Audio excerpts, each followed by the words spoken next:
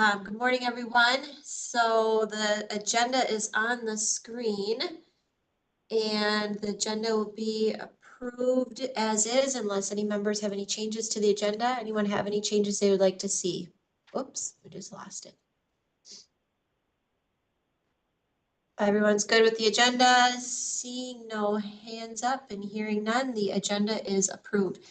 We will move to our next item, which is approval of the November 6th meeting minutes for this committee, which are on the screen.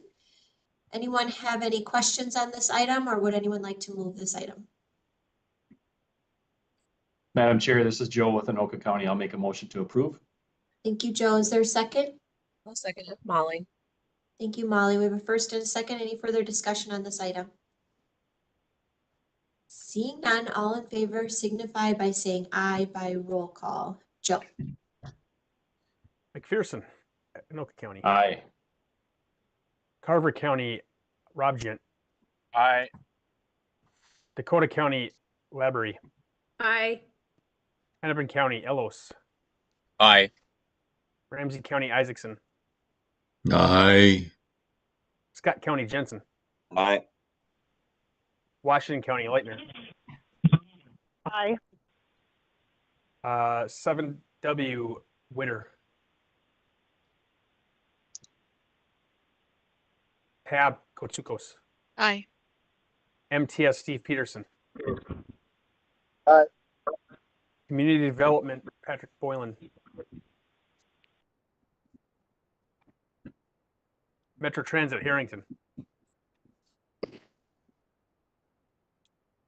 MnDOT Metro, McCartney.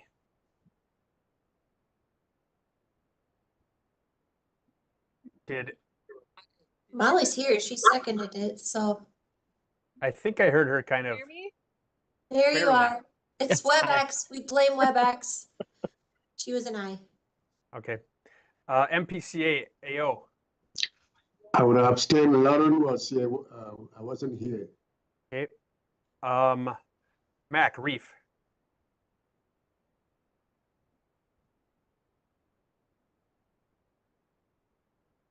Suburban Transit, Fighton. Aye. Freight, Meyer. Deed, Eddie. Bicycle, Sabota. Aye. Pedestrian, Turner Bargain.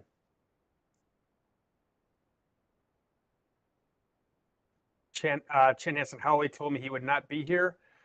Egan Mathis. Aye. Lakeville, Omi. Aye. Eden Prairie, Ellis. Fridley, Kozlucher. Abstain. Brooklyn Park, Louise.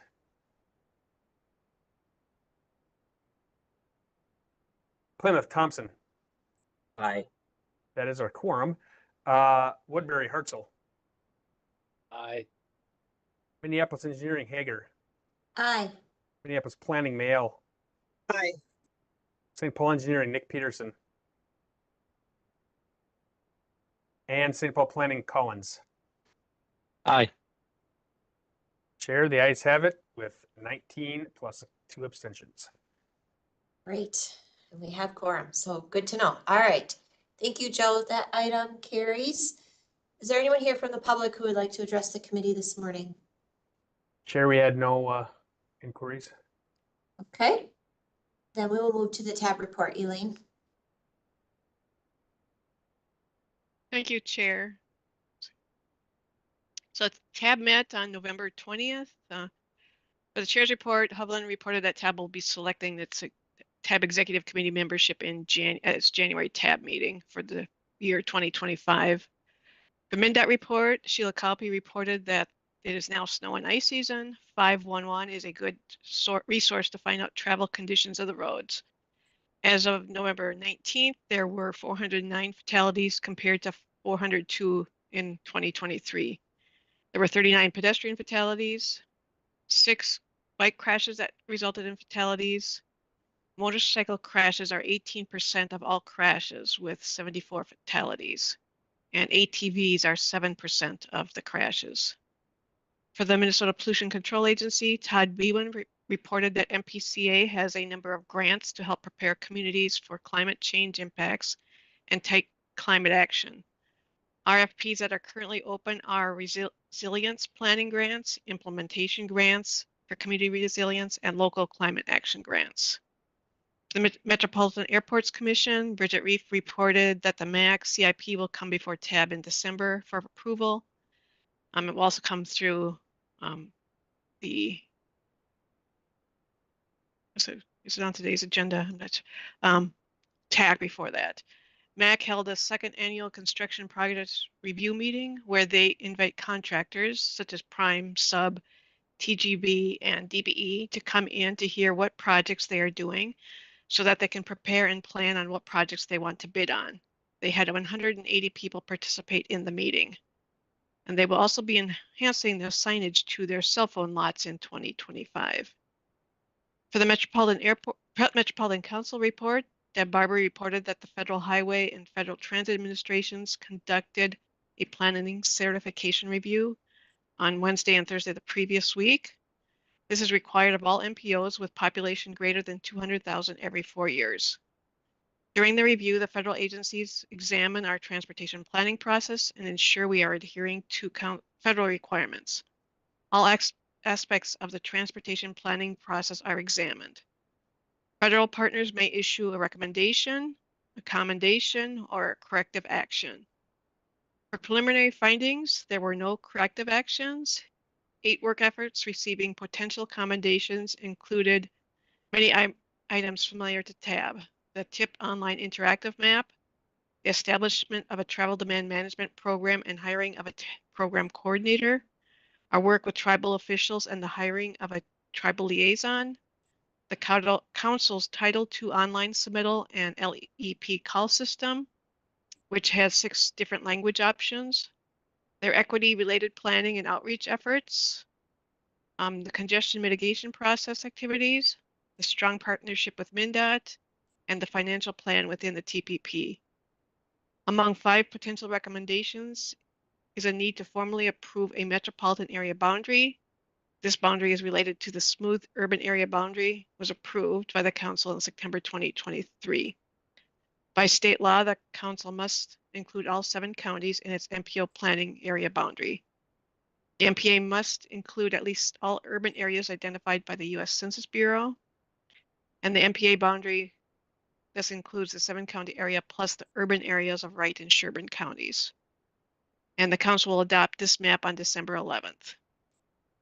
Because the areas included have either already been recommended by TAB or are required by state law, the council will take a quick action to adopt the map. So that can be completed when the federal agencies prepare their certification report in 2025. And the council is required or will be sharing this update with TAC and its subcommittees, which is why I'm reading the full review. As the review is completed and reported, we will bring additional details to TAB. And then the council is also recruiting for TAB citizen member positions in districts E, F, G, and H, whose terms are up at the end of the year. And applications should be submitted by December 13th. So if you are aware of any citizen members in those districts, please encourage them to apply. Also, transit fares will be reduced on January 1st to $2 for regular service bus, BRT, and LRT. It is a fare simplification, removing different fare for peak service as transit ridership is smooth throughout the day.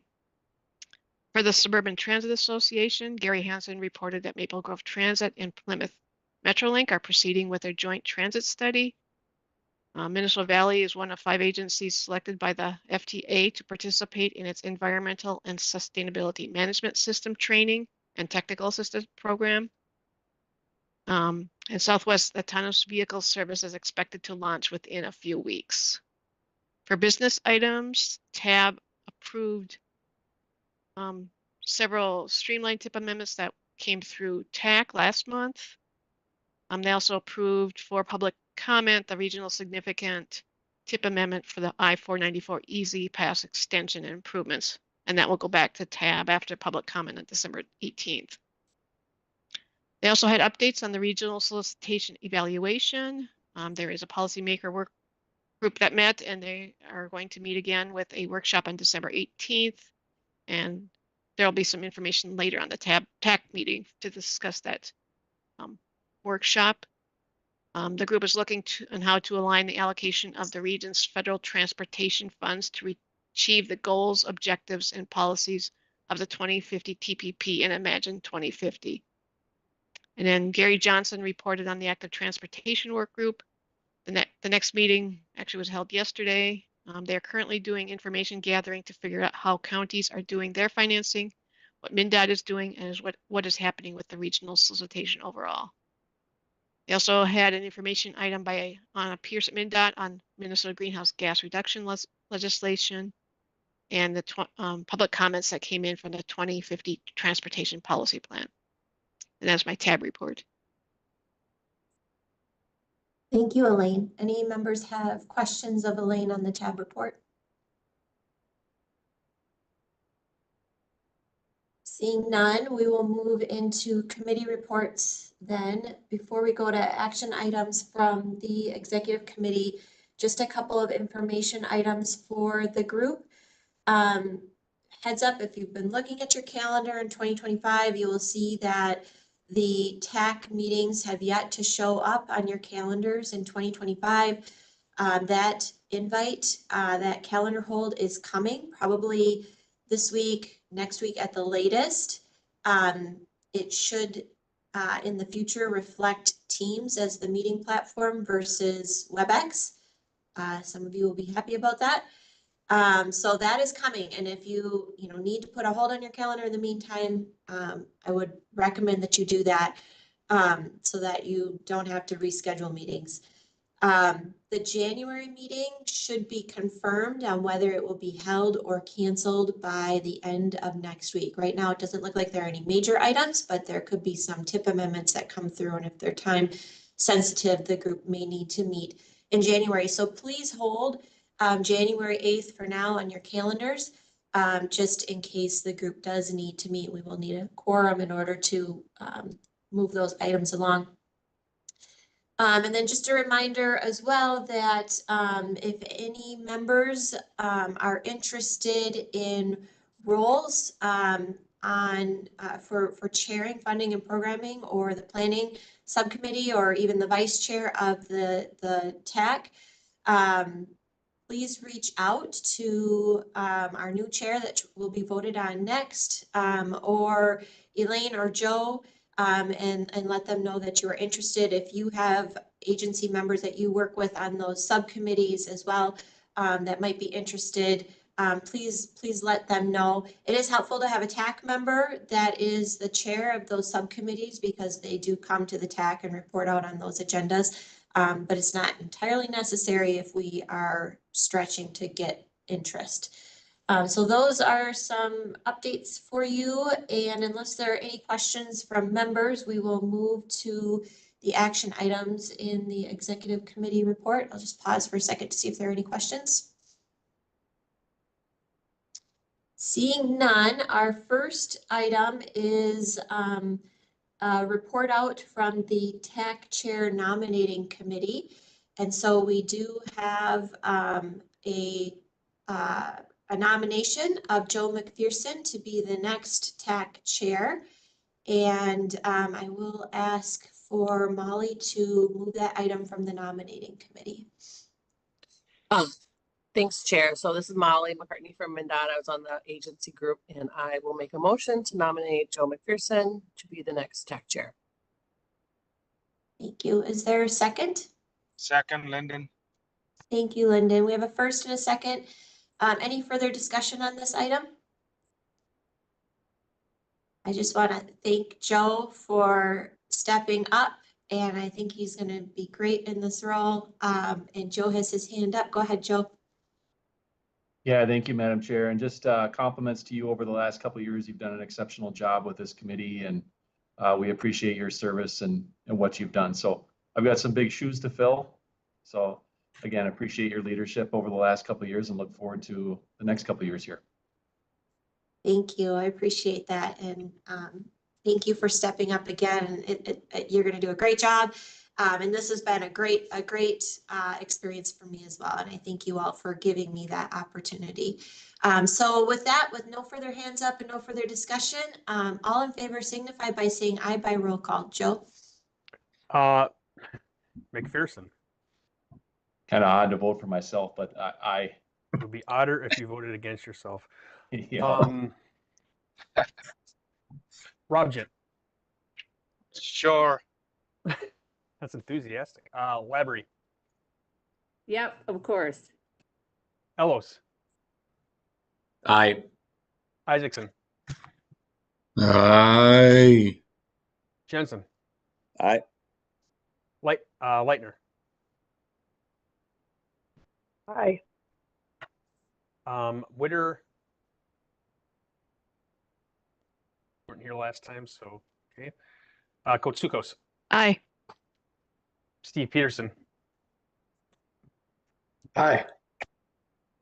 Boylan wasn't here Aye. on the- there you go. Harrington. Metro Transit. You weren't here.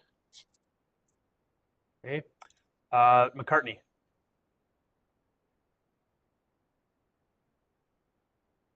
McCartney, you've had trouble volume. Aye. Thank you. Io. Aye.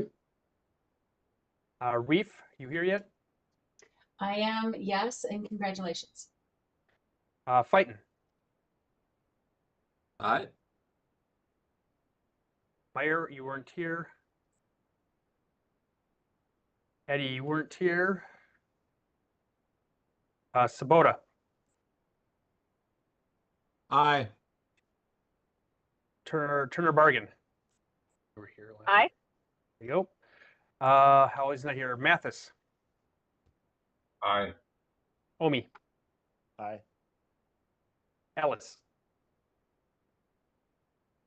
Kozlucher. Aye. Ruiz. Culver for Ruiz. Aye. Okay. Thompson. Yes. Hartzell. Aye. Hager. Aye. Mayel. Aye. McPeterson. And Collins. Aye. The ayes have it in the most varied ways to say so that we've ever had. Congratulations, Joe. Thank you. All right. We will move now to 2024-49, which is our first streamlined tip amendment for today. And Robbie, are you walking us through this one? Yes, I am. Thank you, Chair. Great. All right, good morning. This is Transmittal 2024-49. It's a streamlined tip amendment for Sherburne County Government Center electric vehicles and charging stations. So these are two new projects to be amended into the 2025-2028 Transportation Improvement Program. These projects are new, funded in the majority with FHWA funds. So they have purchasing 5 electric vehicles and charging stations, both at the Sherburne County Government Center.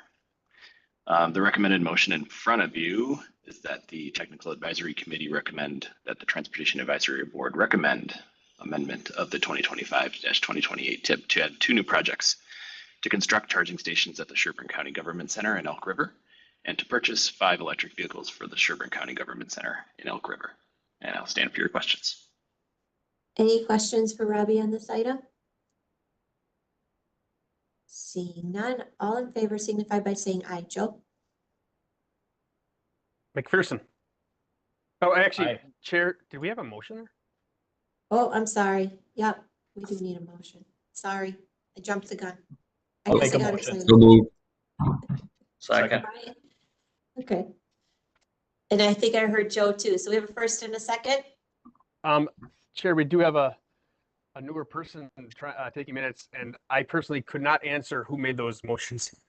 Do I we- heard Brian move it and I heard Joe in the background second it. Do either of those members disagree with that? No.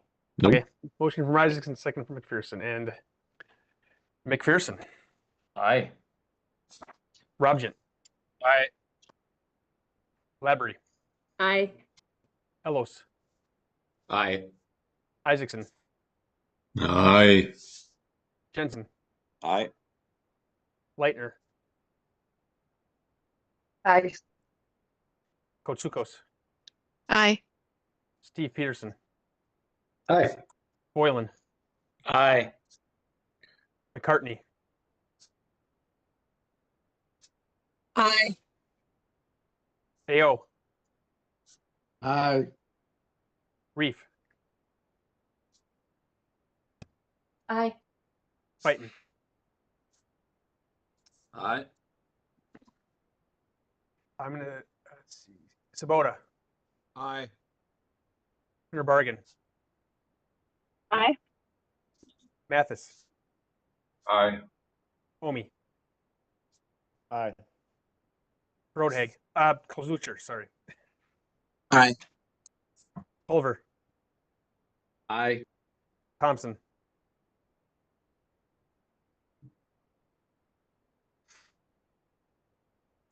Thompson, Hartzell, Aye. Hager, Aye. Mayell, Aye. Collins. Aye. And I skipped anybody that hadn't voted yet, so if you were here and I didn't call you, let us know. Right, with that item carries. Thank you for that. So Robbie will go to the next one, 2024-53. Yes, thank you, Chair. 2024-53 is a streamlined tip amendment request for 2 project cost increases. The first project with the cost increasing to be amended in the 2025-2028 tip is a roadway construction project in St. Louis Park from Cedar Lake Road or on Cedar Lake Road from Rhode Island Avenue to Kentucky Avenue and Louisiana Avenue from West 23rd Street to Interstate 394. The total project cost is increasing from $11,070,000 to $13,400,000, and the cost difference is covered by local funds. And this project was funded through the regional solicitation. Second project is a Ramsey County project requesting a cost increase for a 4-to-3 lane conversion on Dale Street from Grand Avenue to Eaglehart in St. Paul. The project cost is increasing from $1,060,000 to $2,466,014, and the cost increase is covered by local funds.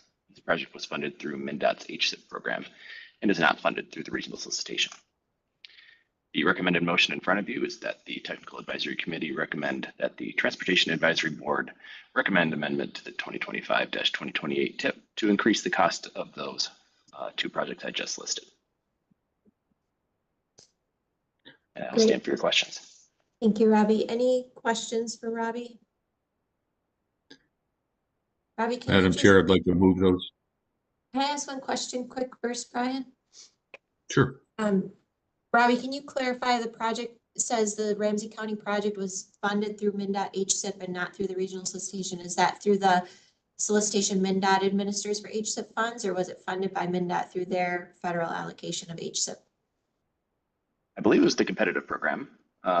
Joe, do you know if it was just through the allocation? It was through MnDOT's allocation, I believe. That's why we phrased it that way in the action. I only ask because when I present these to TAB, they're often interested in that, and I just want to be clear on what it is. And you can get back to me later, Joe, if that helps. We will. So, yeah, we will. I understand that TAB gets very curious about that. Yep. Thank you. Okay. All right. So, okay, Brian, would you like to move it now? I would like to move it now. Okay, thank you. Is there a second? Second. Second. Ellis, Hennepin. Thank you, Chad. We've got a first and a second. Any further discussion on this item? All in favor signify by saying aye. Joe? McPherson, Aye. Robjan, Aye. Labrie, Aye. Ellis, Aye. Isaacson, Aye. Jensen, Aye. Leitner, Aye. Kotsukos, Aye. Steve Peterson, Aye. Boylan, Aye. McCartney, Aye. AO, Aye. Reef, Aye. Fighton, Aye. Sabota, Aye. Turner Bargain, Aye. Mathis, Aye. Omi, Aye. Ellis. Sorry, Ellis wasn't here. Kozlucher. Aye. Culver, Aye. Thompson, Aye. Hartzell, Aye. Hager, Aye. Mayel, Aye. and Collins. Aye. Guys have it. Great. That item carries forward. And our last one, Robbie, 2024-54. Chair, it's going to be me for this one. For Joe, reasons sorry. that I've been in contact with MnDOT and others for changes in this one, and Robbie wasn't really a part of that. So what we have here is two tip amendments, or three actually, I think three. And I'm going to go to this second bullet where we have two of them because that's the low-hanging easy fruit. And this is NEVI projects. The National Electric Vehicle Infrastructure Program. So this is MnDOT putting into the tip two NEVI projects. This one is district-wide install of changes on within 1 mile of these exits on I-94 in the cities of Minneapolis and St. Paul. We have a nice little map here. And then we have the same type of project in St. Paul, Oakdale, et cetera, on I-94, but here in the East Metro. And so those are two projects that are being added with our NEVI funds, the NEVI funds. This first one is the one that's kind of complicating things. It's right now it says installation of 19 vehicle charging stations for public use at 4 stations located at city county-owned buildings for Hennepin County. Here it is. However, we've been in some discussion with MnDOT and Hennepin County, and this Southdale library here, that might not be able to happen. So what we're proposing is a change to the action, which would be, or to the amendment sheet, which would be looking like this, where we change 4 locations to various county-owned locations, and we eliminate the specific locations. Now, this is actually a pretty normal way that these tip amendments are written in the first place, or these tip descriptions are written in the first place. We ended up getting some, I think this was written by folks that don't usually do tip amendments, and they wrote it a little more specifically than is normal. And so at TAC Exec, there's certainly a comfort level of doing this. And then I have a proposed motion, which wouldn't change much. It would basically change 4 stations to various stations. And but I do want to make sure that we're clear that the tip amendment sheet itself would make these changes, which look a little bigger. But again, they're still doing 19 electric vehicle ports. It's still a county-owned buildings. It's still for public use. So this, to me, is just a way to prevent future tip amendments from coming. And again, these things are usually written more like we're proposing anyway. And most importantly, this is not a regional solicitation. This is the CFI funding program, and to be perfectly frank, I can't remember what it is, but it's certainly not through the solicitation. I don't remember what CFI stands for. So with that, I'll stand. Charging and Fueling Infrastructure Grant. Thank you. I was just told that like 15 minutes ago, and I've already forgotten. So with that, I'll stand for questions about this amendment or the two that I stated as easier and simpler. Maybe they're not. And then the process that got us here. But what we're hoping for is this motion. Okay, do members have any questions on this? And just to clarify, TAB will not see all of this with the red lines and whatnot. The the action transmittal will be cleaned up, assuming this committee moves this forward as proposed. And it will be cleaner for tab. Any questions on this item or the changes to what was posted online? This is Lissa.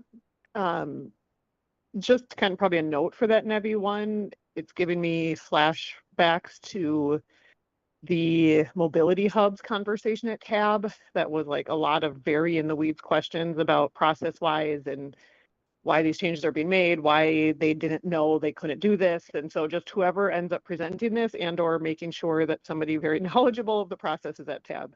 I can see a lot of really in-depth questions on that one. I have no issues with it, but I think tab potentially will have a lot of questions. Thanks for the heads up, Lissa. So that's probably going to be me. So if any of you, as you're updating your tab members, run across or anticipate any of those questions that might get asked, I would appreciate a quick note through email so I can be prepared for that. But your comment is well taken, and I will make sure I've got as much information as possible leading up to that, Lissa. Thank you. Chair, Yep, go ahead, Molly. this is Molly. We can ask folks from the sustainability office to attend tab to be on call for questions too. Great. That would be appreciated. Thank you. These three will also be on the consent agenda. So may not be much questions on these. They also will have a shorter time frame this month as they're trying to complete their work and get into their regional solicitation workshop. So that will factor into it as well, I'm sure. All right, any further questions on this item? Otherwise, would someone like to move this item forward? I will move as proposed. Innocent Ayo. Okay, I've got a motion by Innocent. Is there a second? Second, Patrick Boylan. Thank you, Patrick. We got a first and a second. Any further discussion on this item? Seeing none, all in favor signify by saying aye. Joe? McPherson, Aye. Robjet, Aye. Labrie, Aye. Ellos, Aye. Isaacson, Aye. Jensen, Aye. Leitner, Aye. Witter. Nope, sorry. Kotsukos, Aye. Peterson, Steve Peterson, Aye. Boylan, Aye. McCartney, Aye. Ao, Aye. Reef, Aye. Fighton, Aye. Sabota, Aye. Bergen, Aye. Mathis, Aye. Homie, Aye. Lucher, Aye. Culver, Aye. Thompson, Aye. Hartzell, Aye. Hager, Aye. and, oh, sorry, Mayo. Aye. And Collins. Aye. All right. That item carries. Thank you. And that concludes the items from the executive committee, and we will go to the planning committee, and I'll toss it over to Gina. Thanks, Chair and committee members. Good morning. TAC planning did meet in November, and we had 2 action items that you'll hear today. The first is the review of the Metropolitan Airports Commission 2025 to 2031 CIP. We had a presentation from Joe Whiting, and I think Joe is here to present to you all. We did recommend this item for approval and consideration by TAC. Do I get going now, or do I wait to hear from? Go ahead, Joe. Okay, all right, I'll go on. I will share my screen.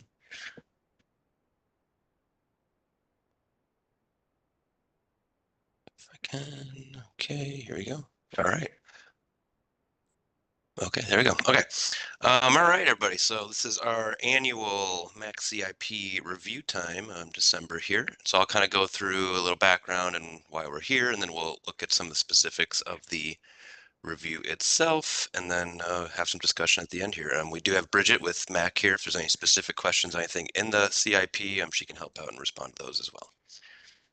Just get into it. Here we go.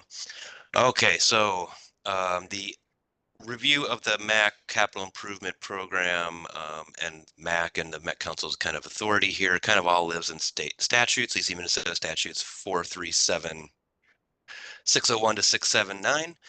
That's for MAC, that's to promote aviation and competitive air service in the region. MAC owns and operates 7 of our 9 public airports in the metro area. The MAC prepares airport long-term comprehensive plans, which then feed projects into this capital improvement program. And also, as we're here today, MAC also annually prepares a capital improvement program to implement the planned improvements identified in those long-term comprehensive plans. Additionally to that, MAC also must prepare what's known as an assessment of environmental effects, or an AOEE, for CIP projects, which documents which projects require environmental review and the status of those reviews. The Met Council's role on the other side is in 473621. So at the Met Council, we prepare the regional aviation system plan, identifying regional policies and the regional aviation system. We review the metro airport and community comprehensive plans. We also review environmental evaluations like EAs and EAWs that the MAC has to produce for some of their projects. We also then ensure that those plans and programs that they are conform to the regional system and are consistent with those regional policies. And then, of course, when we're here today, we review the Met Council also reviews the MAC's capital improvement program and reviews and approves any major capital projects that have a significant effect on the orderly and economic development of the region. And we are here at TAC, and that as this is part of that review process to provide feedback for the Met Council to consider when this comes to them in January. Now, real quick, I'll just remind everybody what those significant projects are as identified in state law. So that is any projects over $5 million at MSP and over $2 million at the reliever airports that also have a potential for significant effects, which are defined below. Those are a location of a new airport in the region, a runway at an existing airport in the region, a runway extension at any existing airport in the region, a runway strengthening project other than routine maintenance. That would be essentially strengthening the runway to potentially handle larger aircraft, any new or expanded passenger handling or parking facilities that would amount to 25% or more of a capacity increase at an airport, and any land acquisition associated with the other criteria listed above, or that would cause any relocation of a residential or business activity near an airport. So the 6 kind of significant effect criteria that would trigger additional review and approval by the council. We'll now go into the actual capital program itself. So the 2025 capital program project review included an assessment of environmental effects, which has completed and reviewed. They held their public hearing for this in September, and they also had a public comment process that closed, I believe, a couple weeks ago. So therefore, we find that there's an adequate public participation process that the MAC has done for the CIP and OAE. And they also we also note that the MAC has identified adequate funding in their capital improvement program, and also MAC's capital improvement program is consistent with the 2040 Transportation Policy Plan. Last year, we'll be citing the 2040 TPP. Next year, we'll be looking at the 2050 TPP as we make that determination for consistency. Specifically in the program itself, there are 28 projects, a total that would meet the cost threshold. We identify that 5 million or 2 million, 26 at MSP and 2 at relievers. However, of those 28, there's only 1 project that also meets the significant effects criteria, which then triggers that requirement for Met Council approval in 2025. We will move over and look at that real quick. So that project is the Lake Elmo Airport project. It's going to be run for runway 0422. It's outlined in blue there on this image. It's the crosswind runway at the airport. So this is a pavement reconstruction. So we'll be rehabilitating the runway surface and also a minor extension to the runway itself. You'll see on this image here, you can kind of see it outlined at the top there. So this will be the crosswind runway will be extended by 254 feet to 2750 total feet. This project will also include new lighting for the runway and also a new taxiway connection at the north end there to better connect to those existing hangars at the north. This project is really identified and is needed to adequately support the aircraft currently operating at the airport. This project will increase the safety and comfort for aircraft using the crosswind runway when they need to. It increases operation flexibility for the airport users to utilize that crosswind runway, as it'll increase that safety and comfort for users in all weather conditions. And also this crosswind runway is done to really meet FAA guidance for crosswind runways at airports. Additionally, this project received $1 million in state funding for construction in this year. So that's through the MnDOT Aeronautics program. A little more on this project here. So this project was included in the 2016 Long-Term Comprehensive Plan for Lake Elmo Airport. It's also been essentially included in multiple long-term comprehensive plans before this last one. So this project's been around for a while. It's been carried over multiple long-term plans. This project is kind of the last runway project as the main runway project. The main runway outlined in red here was extended, and that project was completed in 2021. And also this project was included in the 2018 EAW, which was conducted for that long-term comprehensive plan. That was reviewed by the council in 2018. No issues were noted at the time. This was also reviewed by the Federal Aviation Administration, which gave it a finding of no significant environmental impact from the projects identified, and was adopted by the MAC in 2018. Finally, this plan is consistent with the transportation policy plan, that aviation plan from that. Lake Elmo is classified as a minor airport in the regional system. This minor extension of the crosswind runway will not change its role in the system. And again, as noted, this runway is a crosswind runway, which sees about 5 to 10% of all flight activity at this airport. And it's really needed for that safety and the operational flexibility, so aircraft feel more comfortable and safe utilizing that runway in all weather conditions, which some of them do not do today. So looking beyond next year's projects, so that's 2026, 2031, those later years. The runway reconstruction extension project at Air Lake Airport in Lakeville is now scheduled in the CIP for construction in 2027. This project will require Met Council approval as well, as it will extend that runway, and is currently working through its environmental review process to actually get to that point of being able to construct the runway. As we looked last year, the MSP 2040 Long-Term Comprehensive Plan was approved in 2024. We'll likely start seeing some projects from that appear in later future CIPs as those kind of work their way through. Additionally, the Flying Cloud Airport in Eden Prairie Long-Term Comprehensive Plan is just starting to re-kick off. Actually, I got an email about that today. It's anticipated to be reviewed and by the council this year. This will go through a full council review process, and at TAC as well. You will be seeing that as it comes through in a couple months.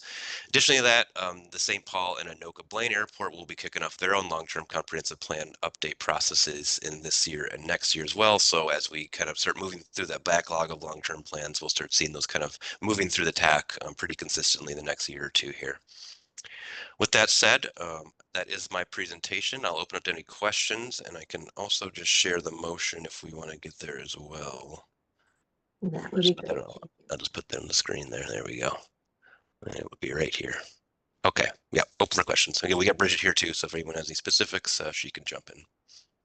Great. Thank you, Joe. Any questions for Joe or Bridget on this item? Seeing none, is there anyone who would like to move this item forward? Madam Chair, this is Joe with Anoka County. I'll move this forward. Thank you, Joe. Is there a second? Chris Hartzell seconded. Thank you, Chris. All right, we have a first and a second. Any further discussion on this item? Seeing none, all in favor signify by saying aye. Joe?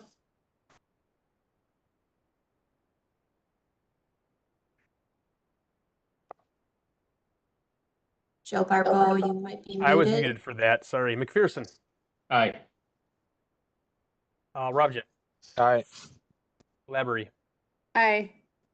Hellos. Aye. Isaacson. Aye. Jensen. Aye. Leitner. Aye. Witter. Sorry, he's not here. Coach Sukos. Aye. Steve Peterson. Aye. Boylan. Aye.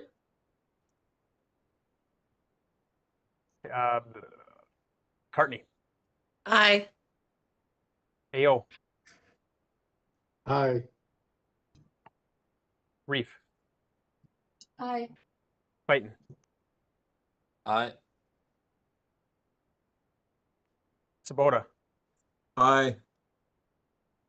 Turner Bergen, Aye. Mathis, Aye. Omi, Aye. Kozlucher. Aye. Culver, Aye. Thompson, Aye. Hartzell, Aye. Hager, Aye. Mayel, Aye. Collins. Aye. Let's have it. All right, that item moves forward. And Gina, did you want to introduce 2024-52? Yes, I can. Oops, sorry. Yes, I can introduce that one. So this one, we did have quite a bit of discussion about. This is the 2025 adoption of safety performance targets. This one always, I think, generates some discussion in terms of what targets we adopt, knowing that we are pretty far with crashes and fatalities and serious injuries continuing to increase, setting targets that are realistic and meaningful are a difficult, I think, conversation, because even though the trend is going the wrong direction, I think there's a discomfort with folks saying that they are going to adjust targets to reflect that reality. So I think that was quite a bit of the discussion that was had at the committee. Staff presented two different alternatives for how we adopt targets. One kind of going the status quo, that's option A, and option B was looking at the proposed targets coming forward in the draft TPP. Like I said, there was a lot of discussion, and Jed has a slide that kind of highlights those points in his presentation. But ultimately, the committee opted to move ahead with option A, which is the status quo. We're using the current methodology for setting targets. I will let Jed explain that in more detail, and you can see in the slides, it's a little more clear when you see the differences between the two options.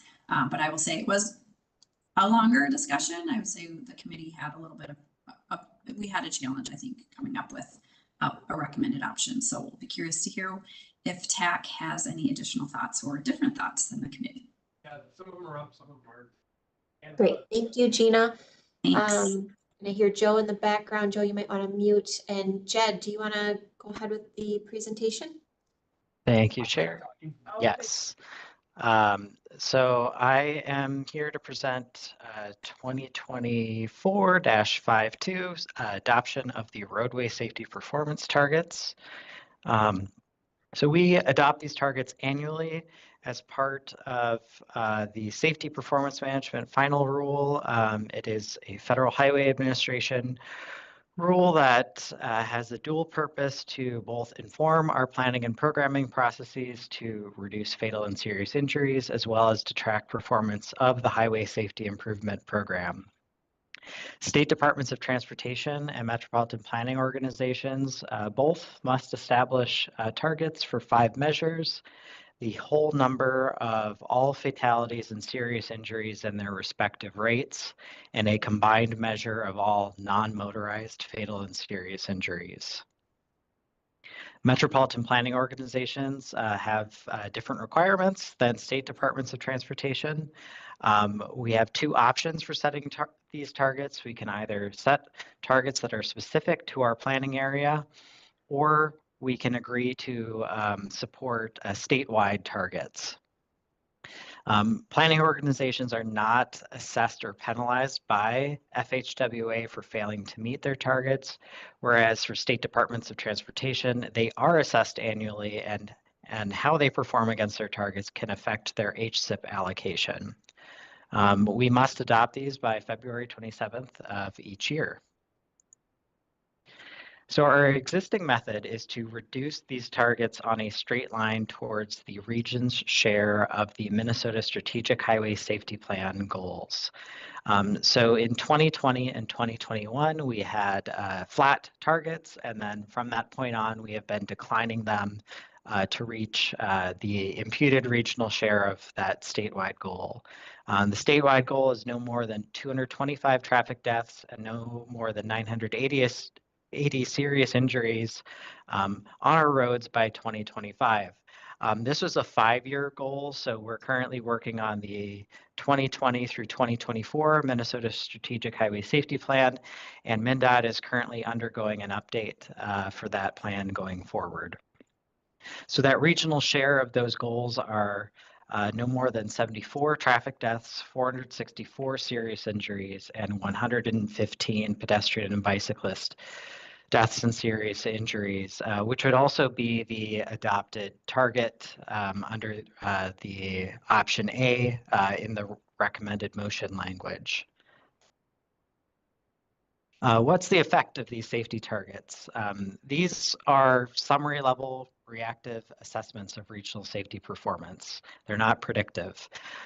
They inform our policymaker conversations about the general direction of regional safety performance, and they can help safety professionals and advocates elevate the importance of the issue. Our planning and programming processes tend to use more detailed measures to address safety in investments, as many members of the committee are familiar with through the regional solicitation. And these investments are our primary safety lever as a metropolitan planning organization. These region-wide targets do have somewhat limited applications in program implementation, and they do not presently affect HSIP allocation by Metro. Some considerations in setting our targets.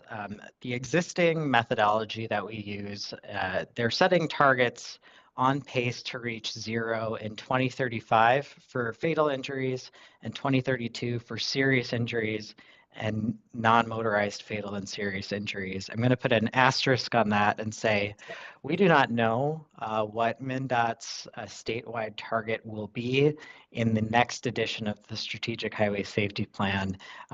These years that I described here, they're illustrative of the rate of decline that the method is currently on if that were to continue going forward. I would suspect that noting the differences in safety performance since the previous Strategic Highway Safety Plan were adopted, that the next plan may moderate that reduction if a medium-term goal is set. The Strategic Highway Safety Plan is not actually obligated by law to set this medium-term target that we've been basing it off of. So we will need to reprompt this conversation next year. However, it is still a useful basis for this target setting cycle.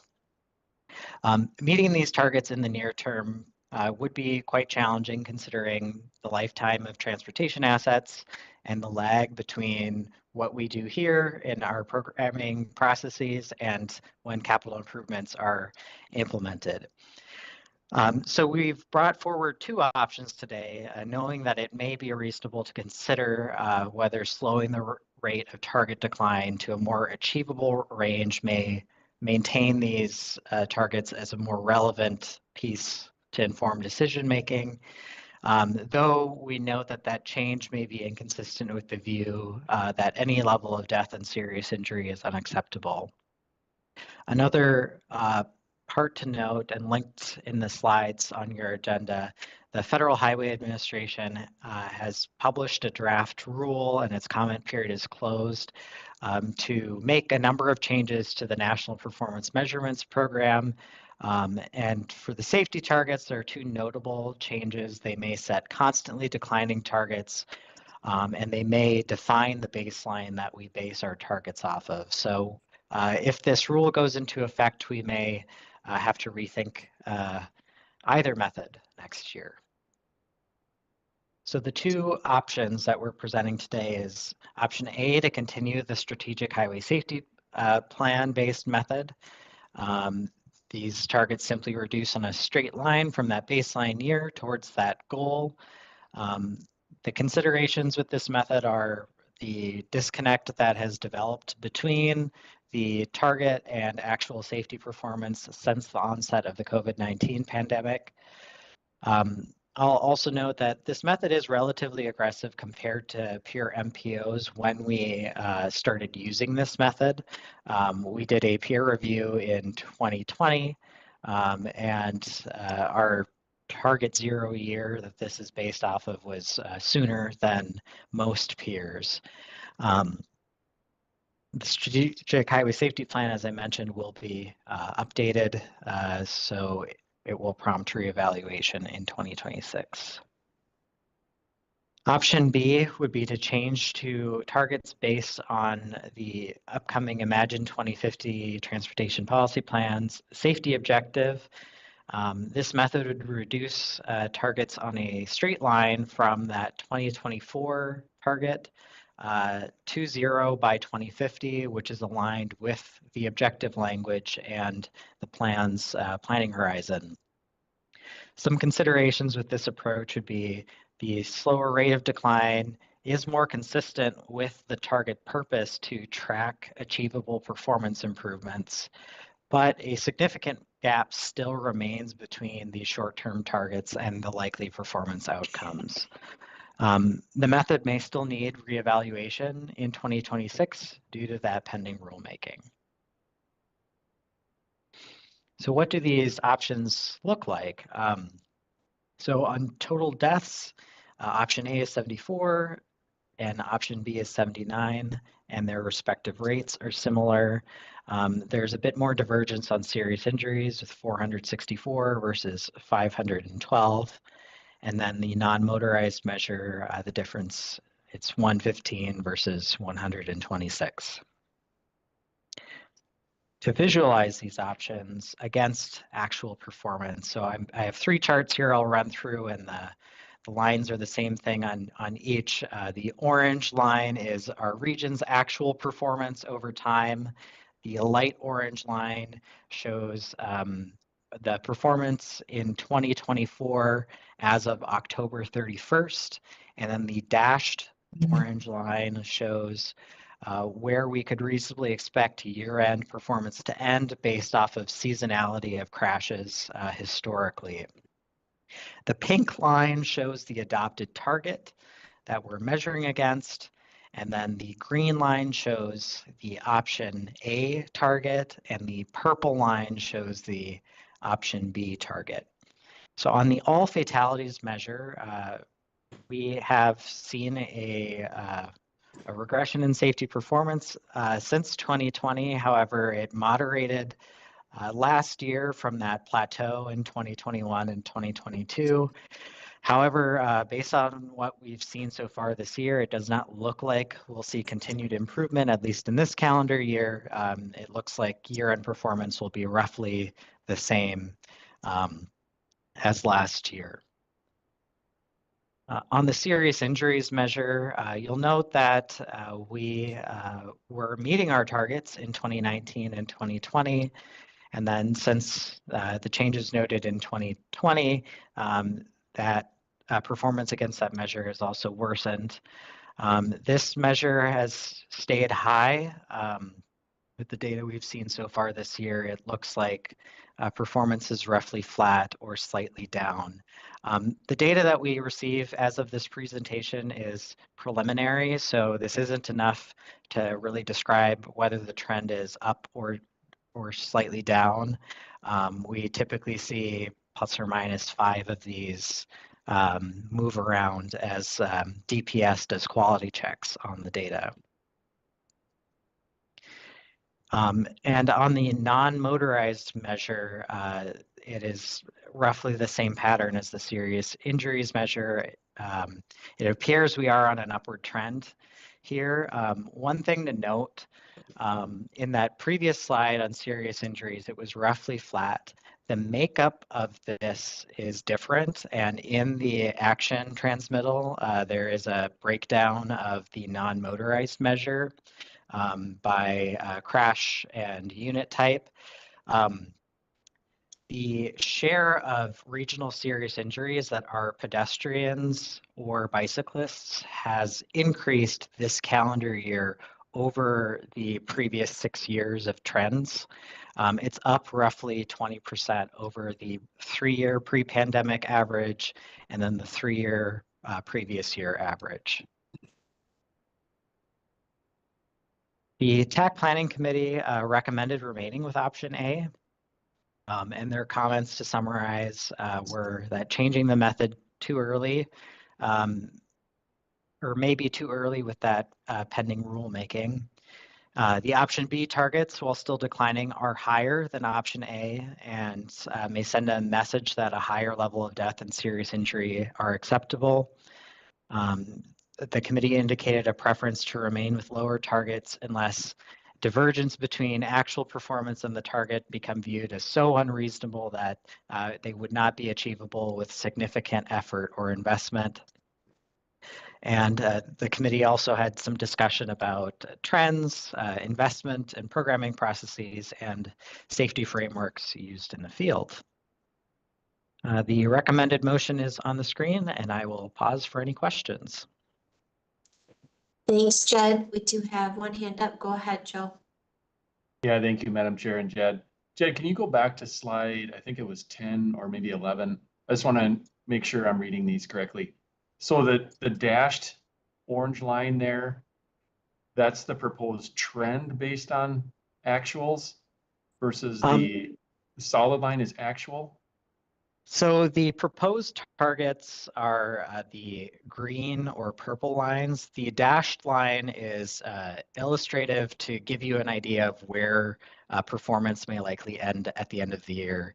So what we do is we receive data from MnDOT on crashes that occurred between January 1st and January 31st of this year.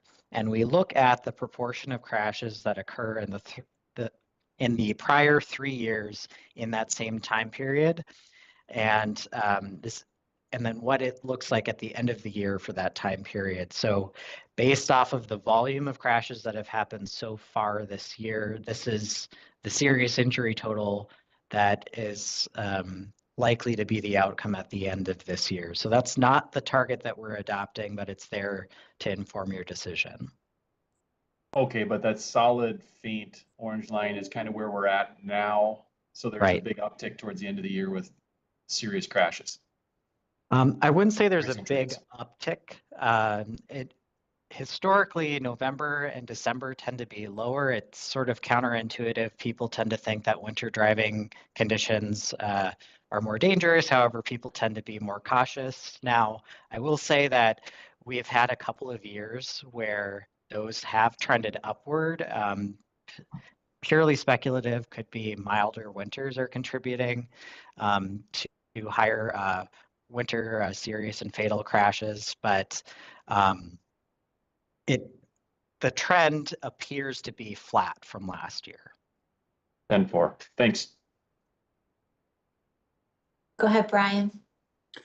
Yeah, thanks, Jed. This is helpful, and I appreciate the detail you're adding here. I'll just suggest, I think based on Joe's comment, and I'm having the same issue, I'm having a little trouble keeping track of the color scheme. And so if there's a way to provide a little bit more contrast between the various schemes, that would be helpful.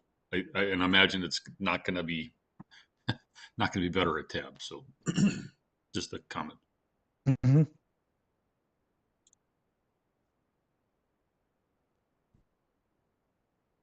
Any further questions on this item?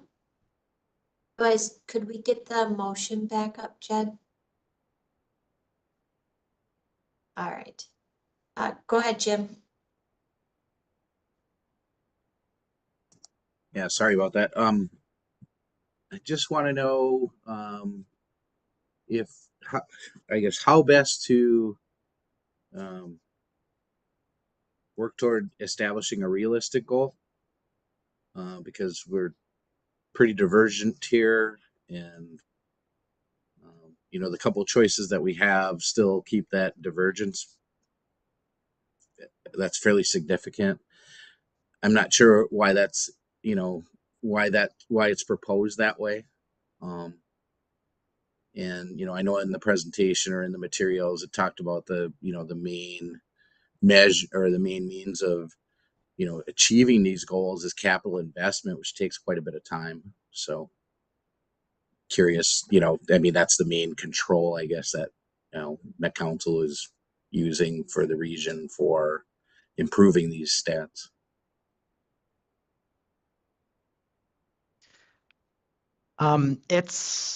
That's a challenging question because these targets are somewhat different than the other targets in our federal performance management program. It's quite common for these targets to be more policy-based than they are based in actual performance. Now, FHWA does recommend that, but it is within MPO's ability to set targets in this nature. Some regions do set targets very close to actual performance, and then some regions set them to 0. And I note the dissonance between your points there. One of the reasons why we have constantly declining targets proposed here is due to a policymaker conversation. I believe it would have been 2019 that when we were using a actual performance-based method, which we were using MnDOT's method but applied locally, there was a risk that it could cause targets to increase year over year, and the Metropolitan Council did not agree with the message that an increasing level of death or serious injury was an acceptable measure to work towards. That is a perspective, though, that we can bring forward when we reevaluate these next year, too, as the rulemaking will likely prompt.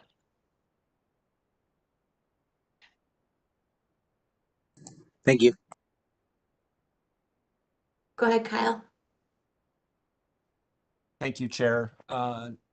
Question for Jed on slide 11, the non-motorized fatalities and serious injuries, with it trending up.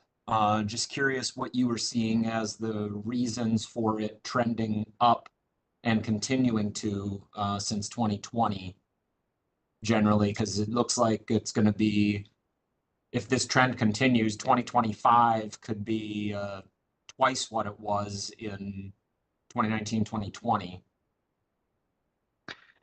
So the data that we receive to prepare this target setting action is preliminary and does not have that level of detail in it. So I couldn't really give you a definitive reason why there was such a large change year over year here. I would suspect that speed is a factor in here.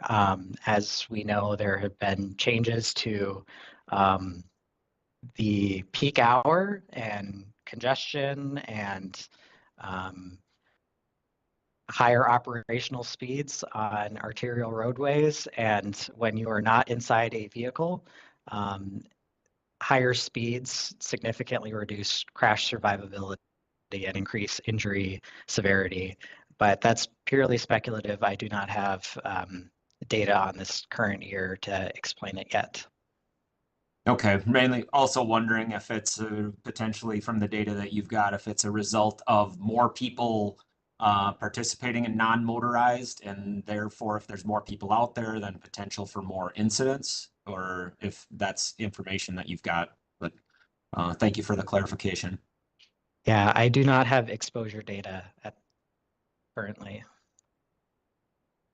So this is an important thing for us to pay attention to, because this is something that TAB keys into almost every year when they see this. So they love this data, and yet they're frustrated by this data because they want to act on this data, but we don't necessarily have the information that tells us what actions need to be taken in response to this data. So I just want to, it's a really good comment, Kyle, and it's something that will come up at TAB, and it's something we need to be thinking about, especially as we're having these conversations around the active transportation funding and the regional solicitation evaluation, and how we are deciding to allocate funds, and safety continues to be one of those metrics that is high on everyone's priority list, and yet we need the appropriate data to tell us what we can do with the various funding sources in order to actually address the safety concerns and get onto the trend lines we want to be on.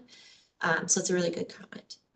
Jim, I'm assuming your hand is still up from before. Please correct me if I'm wrong. Yes, sorry. Okay. Any further questions on this one? Otherwise, I would like to entertain a motion to move this item forward.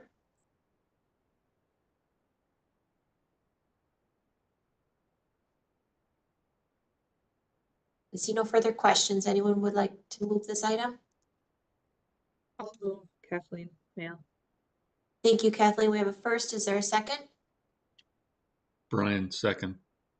Thank you, Brian. So we have a first and a second. Any further discussion on this item?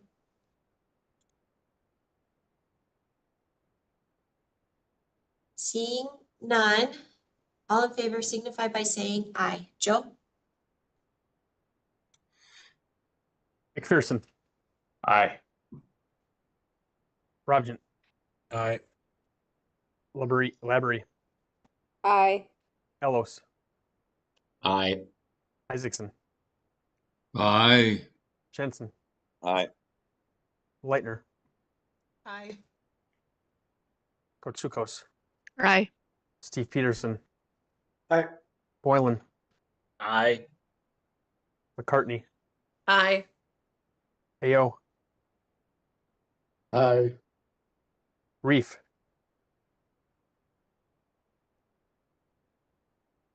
Reef. She Fighting. had to duck off. Yep. Fighting. Aye. Sabota. Aye. Bargain. Aye. Mathis. I will abstain. Omi. Aye. Ellis. Nope, not here. Kozlucher. Aye. Culver. Aye. Thompson. Aye. Hartzell. Aye. Hager. Aye. Mail. Aye. And Collins. Aye. The ayes have it. All right, and that concludes our report from the planning subcommittee. So I will toss it over to Michael to run us through funding and programming. Michael. Thank you, Madam Chair. Yeah, funding and programming, we had one action item that was considered. That was the scope change and program year extension for a Hennepin County project. They were awarded $7 million in 2020 as part of the regional solicitation under reconstruction and modernization. So CASA 153 in Northeast Minneapolis. So it's a segment that's proposed to be reconstructed, and what they're asking for is to extend that project from 25 to 26, and also a scope change would be removing a portion of that work near Minnesota 47, which is University Avenue, and that work would be included with a MnDOT project. And so typically we've had similar requests come through in the past, and we've allowed the applicants to retain the full federal funding as long as all of the subject improvements are being done between agencies. There was some discussion on this item, not a whole lot, but the committee did pass this unanimously for the applicant to retain that the full federal amounts. I can certainly answer any questions. Joe may have something to add, and then I know Hennepin County is on it as well. So I'll turn it back to you, Madam Chair. Thank you, Michael. Are there any questions on this item, or anyone would like to move it forward?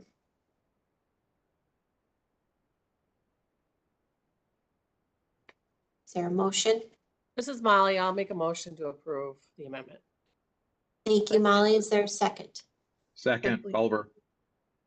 Thank you, Mark. We have a first and a second. Any further discussion on this item? All in favor signify by saying aye by roll call. Joe? McPherson, Aye. Robjet, Aye. Labrie, Aye.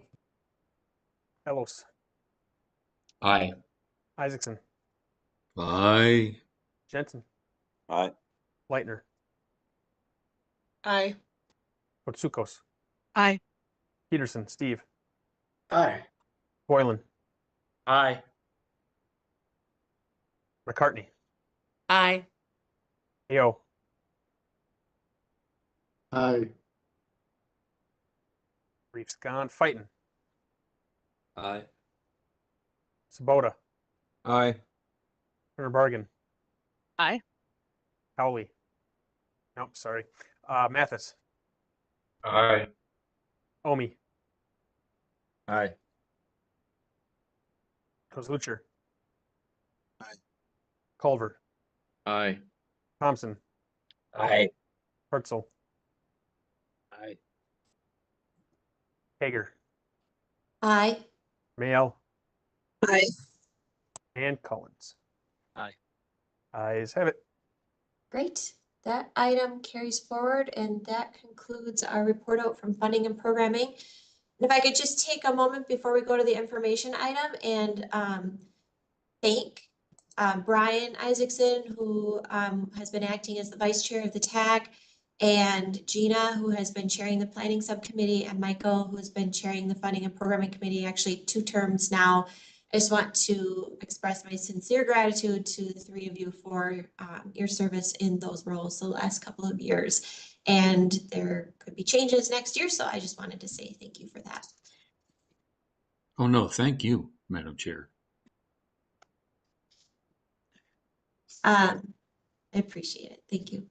So we will go to our information item now, and I think Steve is going to give us an update on the regional solicitation evaluation, as well as some more information for members here on the December 18th workshop, which is really geared towards policymakers, but wanting to make sure you all have the information so you can update your tab members accordingly.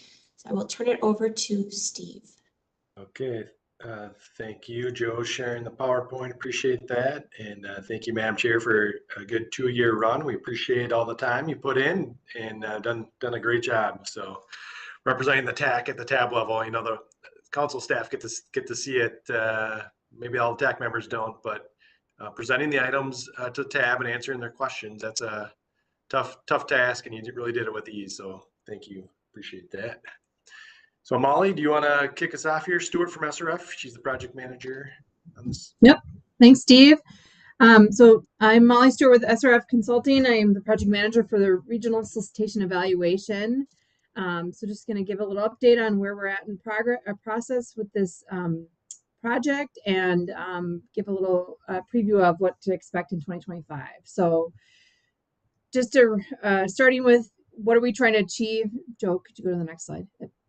Thanks. So the regional solicitation evaluation, the goal of this project is to align the allocation of the region's federal funds to the regional solicitation program with and select projects that help achieve the goals and objectives and policies of the 2050 TPP and Imagine 2050.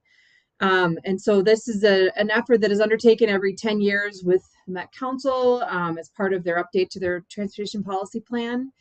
Highlighted on the bottom of the slide here are the 5 goals that are part of the current 2050 TPP that's I think anticipated to be approved later or early part of next year. Going to the next slide. So as part of this project, which we started back in late 2023, so we've been going for over a year now. We held a number of listening sessions with various stakeholders throughout the region, including cities, counties, and other agencies that have been part of the regional solicitation program in the early part of this year. Some things that we heard that are helping to guide our process here are noted here on the slide. the focus that we're at right now is really trying to understand how can we impact some change in the regional solicitation program to align it with what stakeholders are looking for in the program. So the big one is, better align it with the regional policy goals, as I noted. Some other things that we're going to, and so that's the big first focus of our efforts here in 2024. Then looking at some of the other feedback received, such as making the application easier and finding more opportunities to create more opportunities for local governments to participate, will be addressed as part of future topics in 2025. So more of those details as we get an overarching structure in place for the new solicitation, and then work through the details from there. So as I noted, we've been in this process for about a year now, and just wrapping up this first decision point, hopefully here in the beginning of 2025. It included a number of listening sessions with stakeholders, as I noted. We did some peer review analysis to understand what other MPOs are doing for their federal funding programs.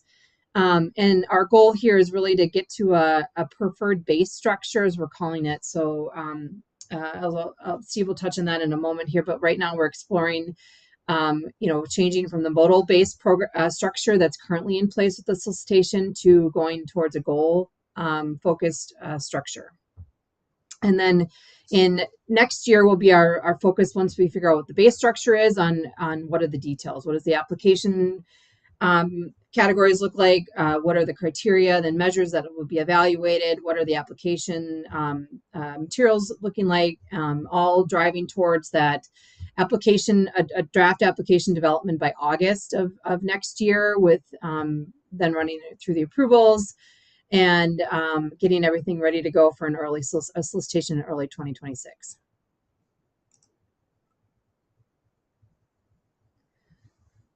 So just a note about our decision-making process for this project. So we are being guided right now by Policymaker Working Group, which is comprised of members of TAB and Met Council. They'll ultimately provide guidance and recommendations up to TAB and TAC and its subcommittees and the Met Council.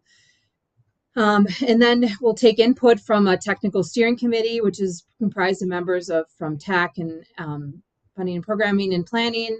In addition, we'll enlist special issue working groups for specific topics, such as, criteria for evaluation and scoring of projects and specific items that pertain to that. Some of the items that, or some of the issue or the working groups that currently we've enlisted are mainly focused on the active transportation one, due to the nature of that regional funding source that's been a hot topic all year of how to allocate that funding.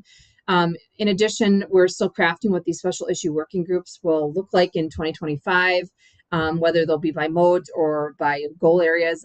It's still to be determined, but I think this is a good area where potentially members of this group can be involved in 2025.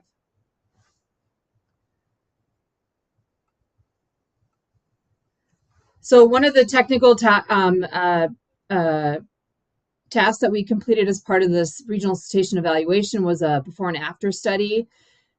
Just as a refresher to this group, there's been 2 previous phases of the before and after studies completed, one in April of 2019 and then another in 2021. So this is the 3rd phase. And so the goal of this is really to quantify the outcomes and benefits of the investment from the regional solicitation program. And then a tool for, just assessing whether or not regional goals are being met. The current phase 3 that we completed as part of this year's project, we focused on 2 performance measures: the safety benefits, looking at roadway projects and HSIP projects, and then the pedestrian bicycle usage, focusing on just pedestrian and bicycle facilities projects from the regional solicitation. And then we targeted the projects that were funded in 2014 solicitation, which were assumed that those projects were then constructed in the years 2017 and 2019. So we'd have some good after data available for those projects then, which is why that year was the only one selected. So a little bit about the safety analysis that was completed. So we reviewed pre and post construction data for about 51 roadway projects, and that includes projects in the strategic capacity, reconstruction, modernization, and system management categories of the regional station, in addition to the HSIP projects, both reactive and proactive applications. We did a series of analysis on looking at total crashes, crash rate reduction, monetized crash costs from these projects. And then we used a before and after condition using before data from 2015 to 2017, and then after data from 2021 to 2023. So we consistently use the same data time periods for the before and after for all of the projects. So that differed than what was maybe in the application when they were submitted. That before data would have been different than the actual data we use as part of this analysis period. Some of the findings that we got from the safety analysis, overall, there were some good monetized safety benefits, so reductions, so about $88 million for all the projects category types combined. And then, general positive benefit cost reduction in the projects as well. In addition, Joe, if you go to the next slide. Yep, thanks. So then I'll touch on that, overall from all the projects combined, we saw a total crash reduction of about 1,215 total crashes between the before and after condition, and a good reduction in the pedestrian and bicycle crashes. We're in the process of finalizing our documentation for this, so that will be available as well for this group to review. But I did want to note, given the information that was presented right before this, there's some varying national and regional trends and crashes going up in the after period that we utilized as part of this. So the 2021 and was our and to 2023 was our after period. And so that I think had a little bit of an impact on what we were seeing, but there were still some good benefits in seeing. And then overall, we did do an analysis of a crash rate reduction, so normalizing those crashes by volume and length of the segment or intersection project, and saw a pretty good reduction in the crash rates throughout all the projects that were analyzed. And so maybe some highlights here, the five the HSIP funded projects, both proactive and reactive, had the most reliably positive impact on crash rates. These tend to reduce both fatal and severe crashes, and the nature of that program is the goal of that. So it's good that we noted that. The regional station project categories kind of showed a varying mix. So some of them had maybe an increase in some of the severity of crashes, but an overall decrease in total crashes. And so there's a mixed review again, as I noted, that it feels like it's a lot of that tied to maybe what's happening on the regional scale, and we're going to do a little bit more deeper dive into that. But overall, looking at just crash rates on projects, we did see a good reduction. About 80% or 70% of the projects, that we analyzed as part of this saw a reduction in their crash rates from the before and after condition. But one key takeaway that's helping kind of guide our discussion with this structure of the regional station was, given the results of the HSIP funded programs, it suggests that, investments in specific safety focused projects, so via the, HSIP program, which is a very safety specific program, versus the regional station program has criteria that evaluate safety in addition to a number of other criteria. So because of the safety specific focus of the projects of the HSIP program, kind of noted that was maybe the best way to improve roadway safety when you're targeting specific safety with projects with a specific focus of that. Chair? Oh, I was wondering, I just had one question on the safety portion, if that was okay now. Thank you. You're muted. Molly. Yep, go ahead. Molly, just on the project selected from the 2014 projects, it mentions 51. Was there a specific projects for that, or was that intended to be all the projects from that year for HSIP and solicitation? We looked at Yeah, we looked at all of the projects from the 2014 awarded projects for the 3 different roadway categories. So spot mobility was not in place yet in 2014. So make that note. So the strategic capacity, reconstruction, modernization, and then the system management is what it was called. And then both proactive and reactive. So it was a combination of all those 5 different categories, if you will. So the 2 HSIP categories and then the 3 regional station roadway categories. And then I will note that we did remove a couple of the projects from that list that were awarded that either had a project that was like a system-wide improvement, so multiple locations, where it's a little bit harder to quantify the after benefits. There were too many locations.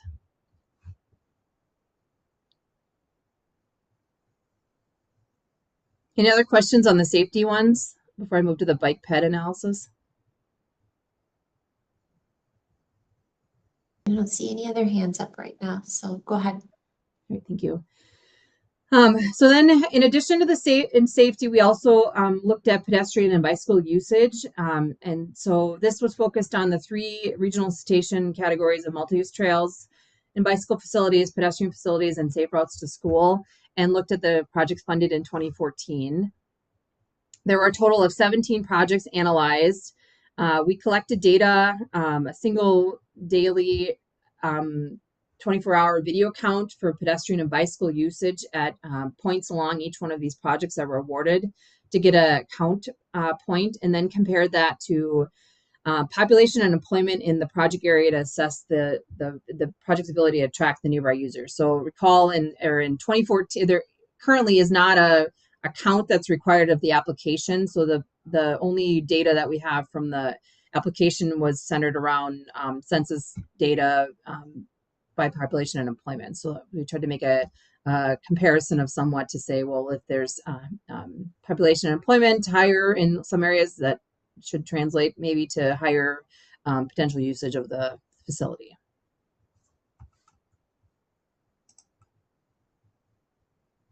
Here we go to the next slide.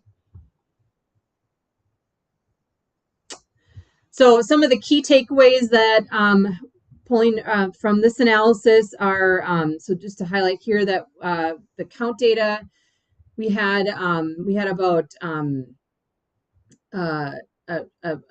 pedestrian facilities had probably attracted the most users. They had about a 41%. So what we did was took the count data and kind of divided it by the population or the employment of the application. So it wasn't maybe the challenge I think we had was what was a good ratio to get from that, or what was benchmarked as positive. So we went off of, well, pedestrian facilities generally that were awarded in the 2014 cycle had the most percentage of count data collected compared to the population employment data surrounding that facility. So it felt like that was maybe the most beneficial investment in the region.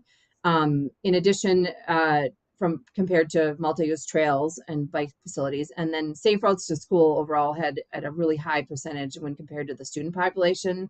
That's a smaller number compared to the population and employment numbers, of course, but had a pretty high count compared to the potential half-mile radius of the student population. So our kind of takeaway here was that, it suggests, as I mentioned, pedestrian projects are more likely to attract a higher portion of users from the nearby facility versus, multi-use trail or bike facilities. Some other findings, so those were the most effective, and then safe routes to school project attracted a high number of users when compared to the student population, and then quantitative measures likely don't capture the true impact of the projects.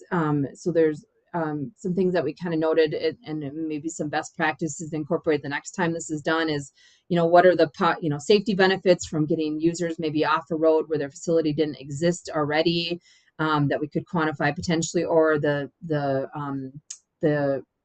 potential routes that other people, or with the project that was put into place, there was likely other routes used. So understanding, what would be the reduction on those routes, or potential improvements on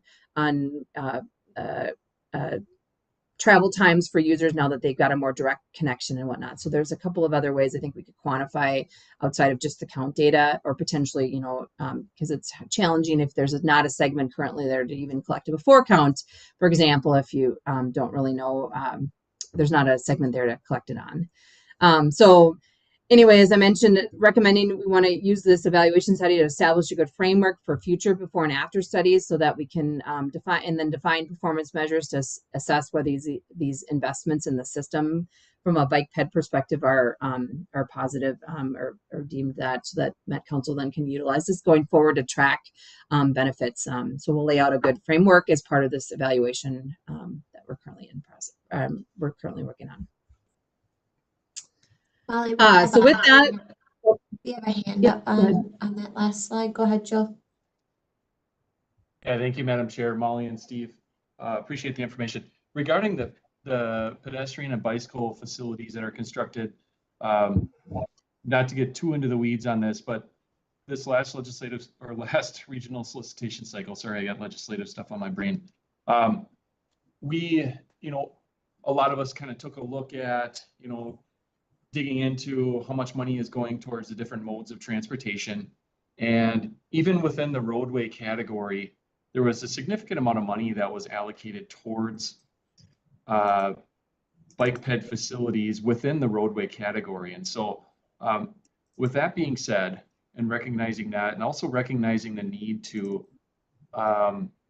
differentiate the different style of projects that are out there, the different areas and makeup of the communities that exist within our different counties and municipalities, has there been any discussion as to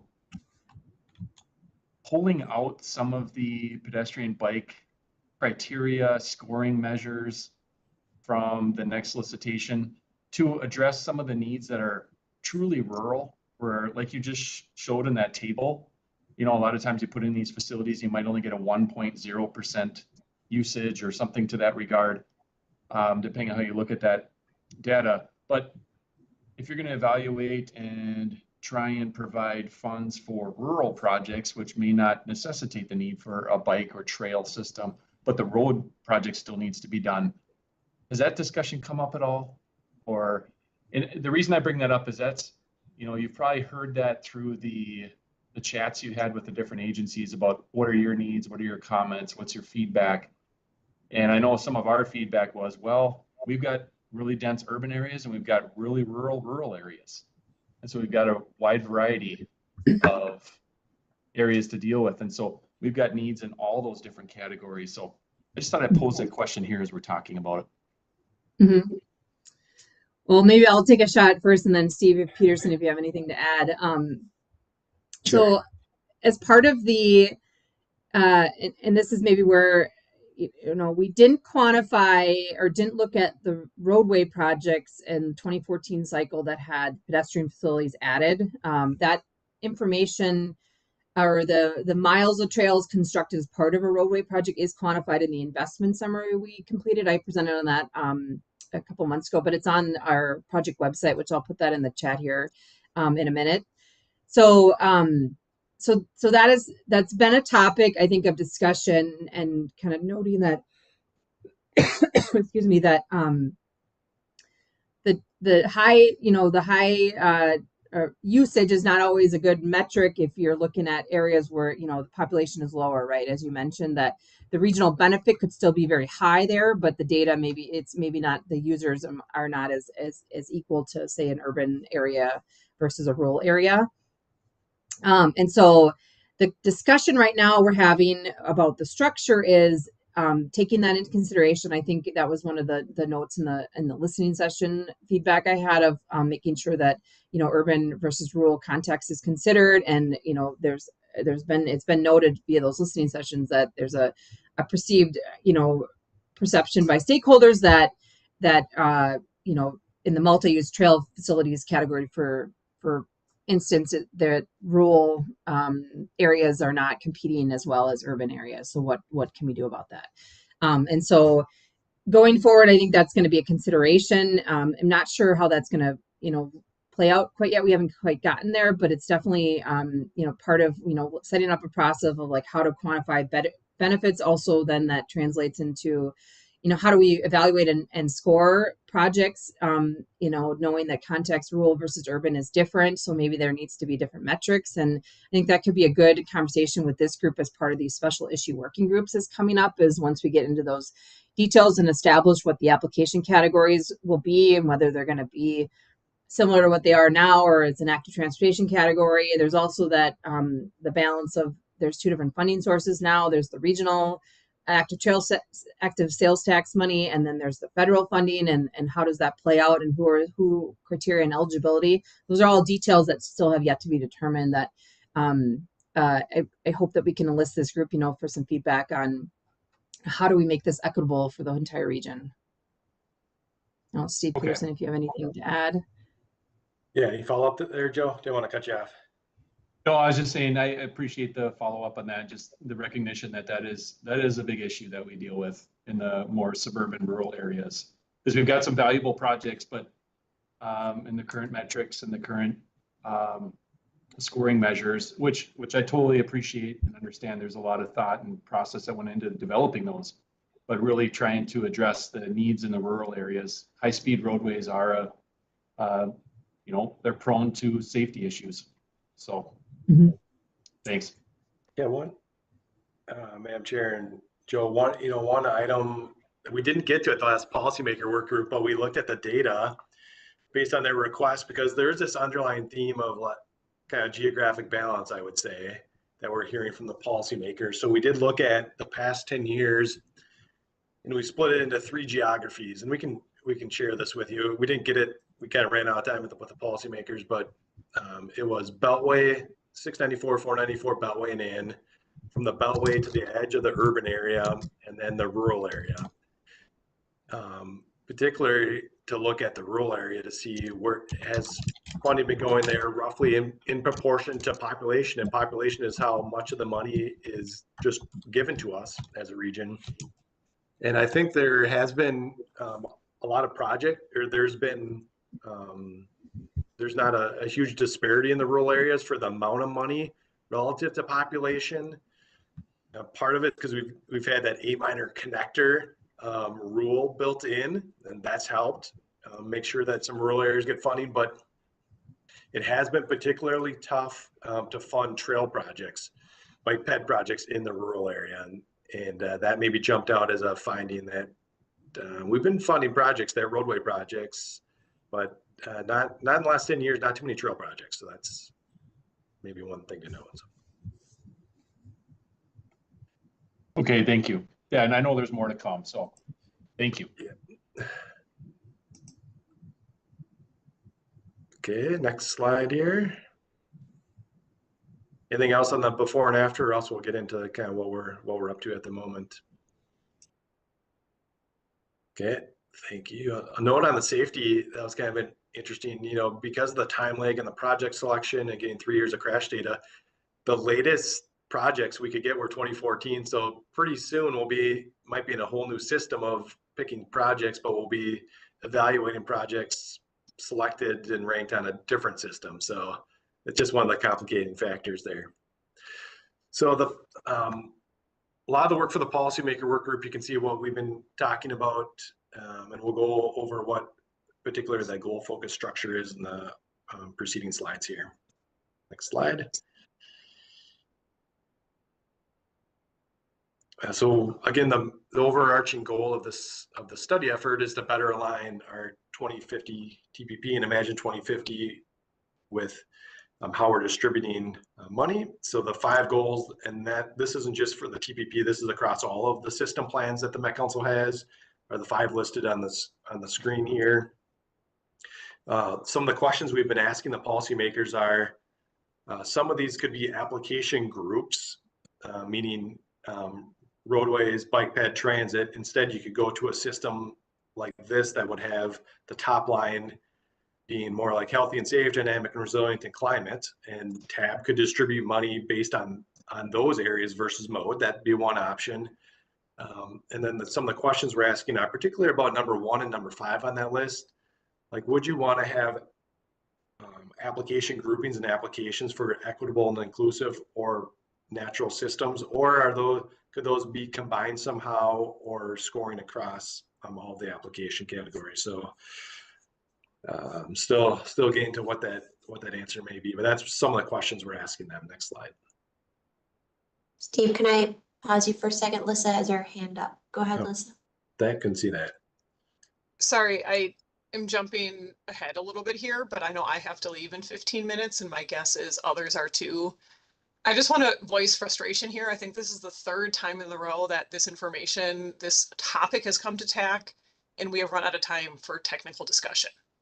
I am exceptionally nervous going into this workshop in a couple weeks with policymakers without sufficient technical input.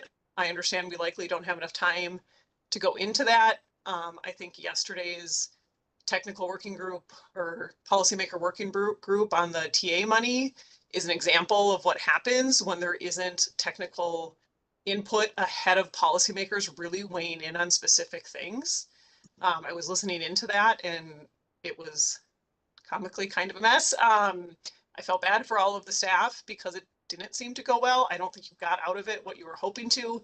Anyway, I just want to voice my frustration that we're not going to have enough time to have any level of intentional input from technical staff ahead of a massive work session with policymakers that's going to set the stage for a decade.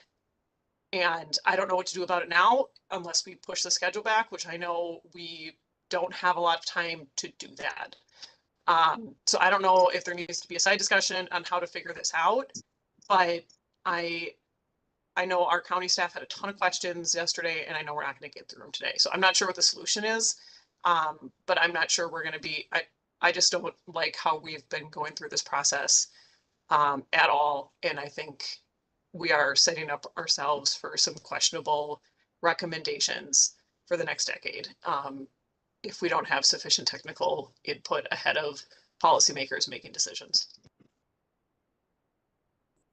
Okay, good feedback, and maybe we'll get through the presentation here and see if that answers some of it here. But I'll say the workshop is the first of many opportunities, and I won't say anything concrete will come out of the workshop other than these are the general types of projects that the policymakers would like to use the money on in the future. And then there's lots of details after that for what that may look like, and need technical help certainly on what those application categories will be based on kind of some broad feedback we're looking to get. So next slide here, Joe, but thank you. So again, what we're looking to do on the December 18th workshop is more of the high level policy stuff about how we grouping of the applications and preliminary on the application, what the application categories may be. Okay, next slide.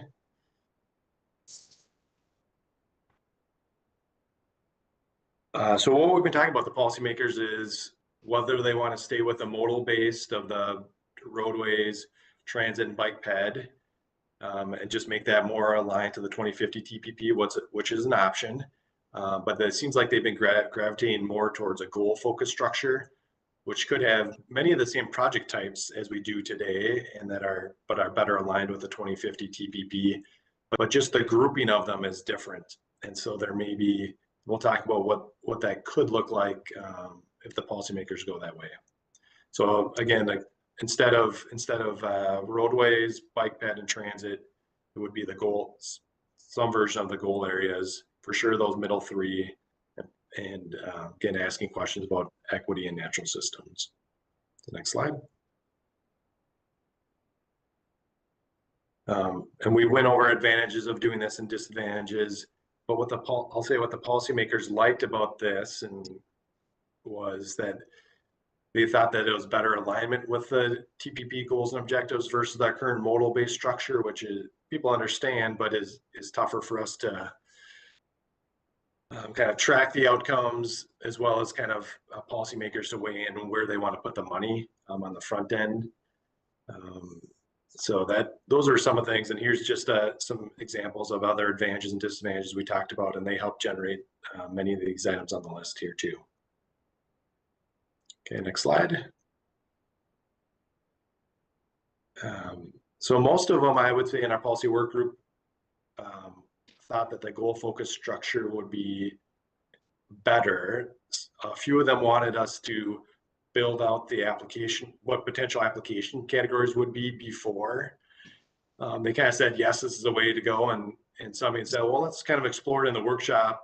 And still, if we want to go back to that modal based approach that we currently have today, that might be fine. But let's explore how this could potentially roll out. So we gave them very kind of illustrative examples of what are some of the objectives and policies underneath each of these areas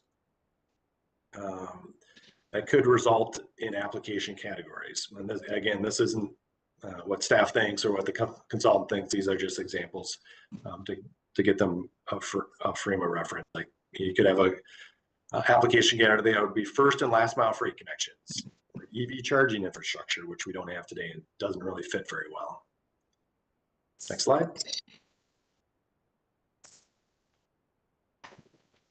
So to round off the presentation here and leave you a few minutes to discuss, what we're planning to do at the workshop is we have a list of 29 2050 TPP objectives and policies that were indicated there's an investment priority to them. And we grouped some of them together that were very similar.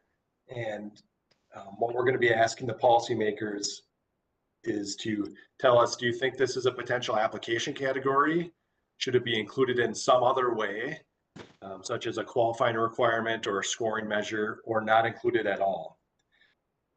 Some of those concepts, again, derived from the objectives and policies and actions would be implement the complete streets approach, improve local pedestrian travel options, expand transit services to a variety of transit markets, including microtransit. Again, that one that I mentioned before, improve first last mile freight connections, improve highway mobility. So these are the concepts we're going to be asking them to bucket, again, application categories included in some other way or not included in the solicitation. And with that information, we'll start to craft options for what those future application categories could look like, and bring that back for lots of discussion with a variety of groups. So most of this will be a small group activity. And again, it's meant for, we've invited TAB members, TAB alternates, and transportation committee members. We did forward the invite to those other technical staff that requested it, and or TAC executive members. And the technical steering committee chair for this is Paul Omi, so we also invited him. But if others would like to come and observe that, let me know and we can forward you that application or that appointment. Again, December 18th, 1:30 to 3:30, just across from the council at the US Bank building. So again, the goal is to go from something like 29 to something that's 10 or fewer. And so we're going to ask them to take the list and make it smaller for what they want to prioritize future funding on. So next slide, and we'll wrap it up. So here's how it's going to play out over the next few months. Again, the technical steering committee at the end of January. So we'll take that feedback we heard in December, bring it to the technical steering committee in January, and then we're hoping to have an action item come through the committees. This committee would be March 5th. And that would be what the application groupings and application categories underneath them would be. So again, it could stay the same, roadways, transit, bike ped, and application categories underneath it, or it could shift to a goal-based structure like we've described here today with application categories underneath it. So again, we got several months until we get to that March 5th TAC meeting, and sounds like there's certainly some interest from members here on being involved and how that shakes out. So Steve, maybe some thoughts. So for this group, Steve is going to send out, you have access to this PowerPoint, but he's going to send out some materials to this committee so that you can work with your TAB members ahead of the workshop and get them prepped for that. And I guess maybe Steve and Paul Omi, maybe we should consider whether the technical steering committee should add a meeting sometime before January 15th to meet and consider some of this information and be able to provide some technical feedback to the policymaker work group ahead of their January 15th meeting. This is a suggestion. Yeah. that maybe should be discussed so that we can take whatever was heard at the workshop and actually have an opportunity for technical staff to put some thoughts together and get it to the policymaker work group before some of this decision making gets too far down the path to actually be adequately informed by technical feedback. So Lissa's asking, when will we get the briefing materials? So Steve, can you please commit to getting that out by, like, is it possible by the end of this week? We don't have a lot of time.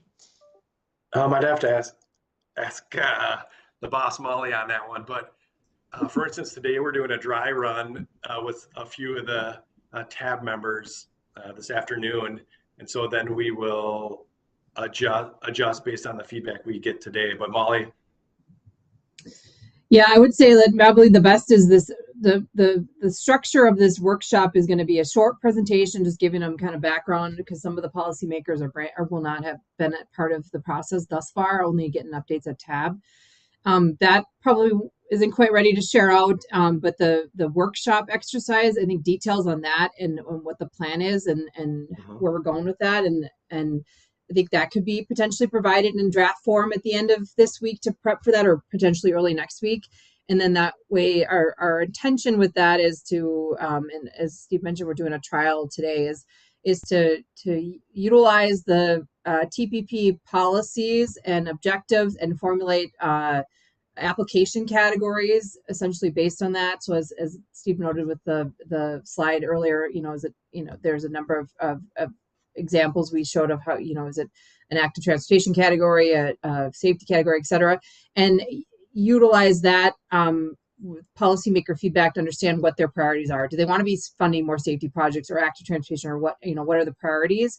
And so that's where I think if we provide kind of the universal list, if you will, to this group, maybe that's where you can weigh in on, what does that look like?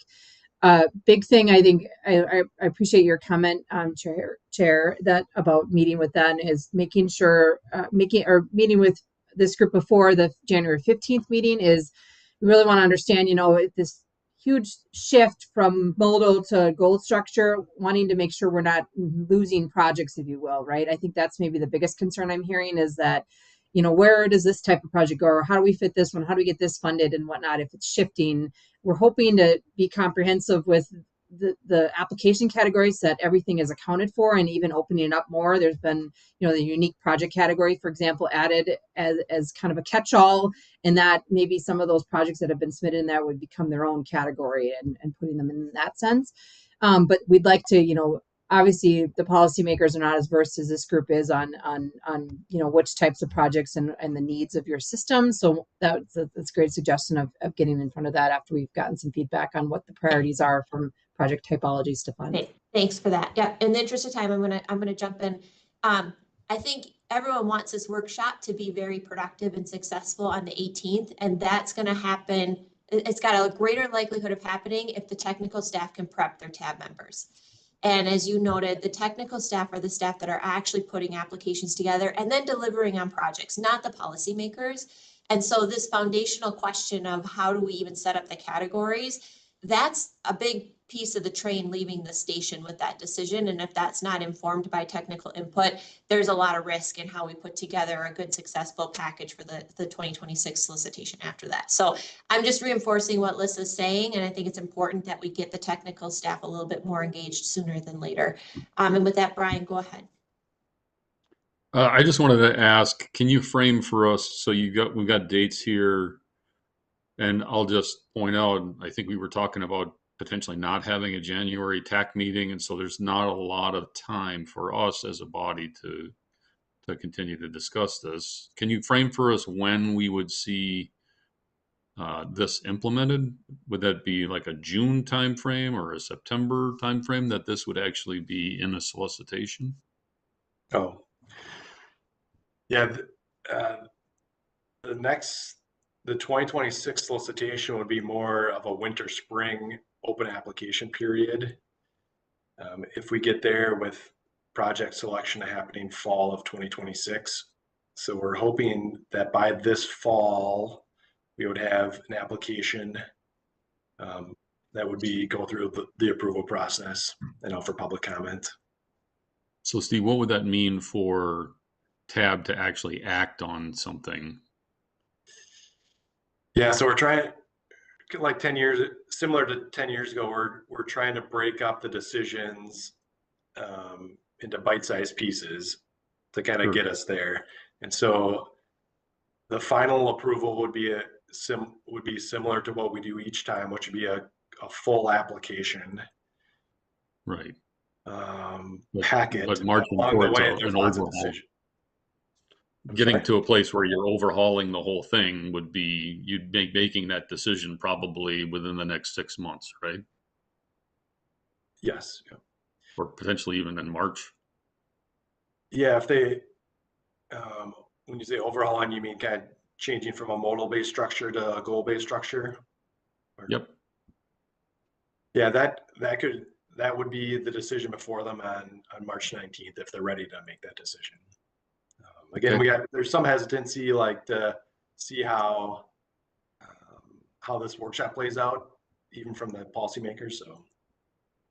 So we're losing people here, and I'll just note that tab making a decision kind of on that base piece, and then trying to rewrite full applications between March and when you need to start bringing things through in the fall for approval seems like a really, really steep lift, really heavy lift. So I guess maybe if we can't get the technical advisory committee pulled together before January 15th, then I do think that this group should have its January 8th meeting and have this as the primary agenda item on January 8th. Yeah, Madam Chair, Lyndon, I totally agree with that. It's unfortunate that those agenda items weren't switched, that the technical committee was ahead of this tab meeting. That first tab meeting workshop should be super high level, in my opinion.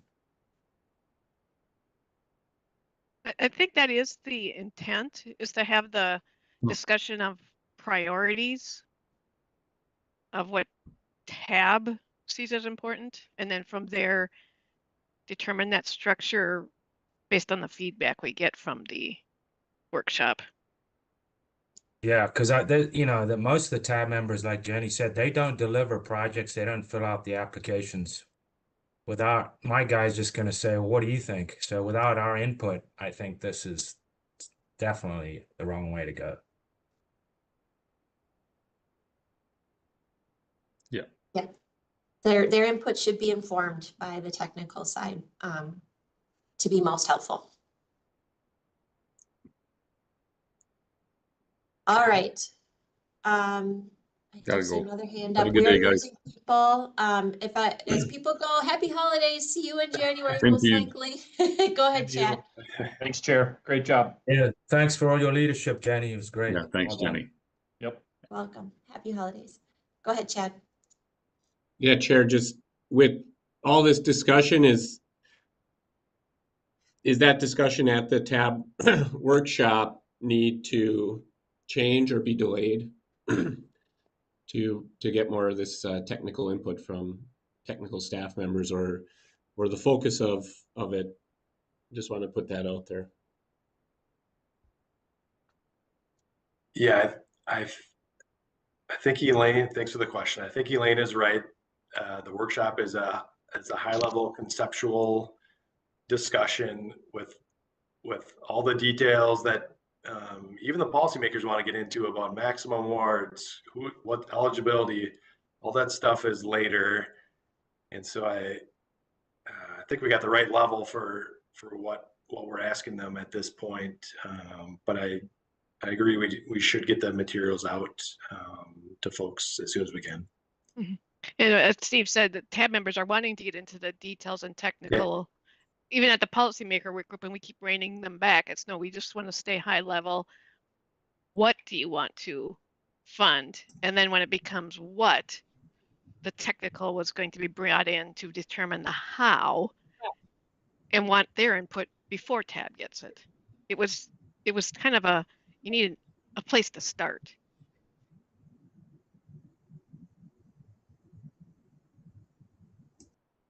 So I think you're hearing quite a bit of concern on the technical side here. So let's try to get those briefing materials out as quickly as possible, even if they're not perfect. Don't let perfection be the enemy of good here. And let's probably plan on having that January meeting and or getting another meeting of the Technical Advisory Committee that Paul is chairing on the books as well. So I think those are going to be important steps. Anything else for the good of the order today from committee members? Otherwise, thanks for those who were able to hang on a few extra minutes here this morning. Seeing none, then we are through our agenda and we stand adjourned. Thanks, everybody.